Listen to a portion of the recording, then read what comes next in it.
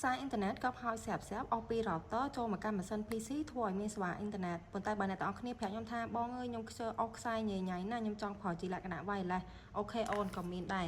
នេះគឺជាប្រភេទ USB Wi-Fi ហើយនិង Bluetooth adapter អញ្ចឹងអាទី1នេះគឺវាមាន2 function Bluetooth ក៏មាន Wi-Fi ក៏មានអញ្ចឹងអូនឯងដោតទៅធ្វើឲ្យកុំព្យូទ័រអូនឯងមានចាប់សេវាអ៊ីនធឺណិតក៏បានចាប់សេវា Bluetooth ក៏បានដែរ Bluetooth 5.4 version ហើយ Wi-Fi ជាប្រភេទ Wi-Fi 6ជាប្រភេទមានអង្តែនអញ្ចឹងវាចាប់រែងបានឆ្ងាយណាហើយបាទនេះវិញ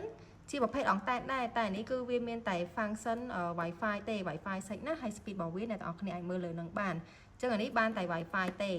បើមួយនេះគឺបានតែ Bluetooth ទេដោតទៅធ្វើឲ្យកុំព្យូទ័ររបស់យើងមានសេវា Bluetooth អាចភ្ជាប់ keyboard mouse headset speaker ដែលមាន Bluetooth បានអញ្ចឹងបើអ្នកទាំងអស់គ្នាចង់ទិញឲ្យមកគូចេះ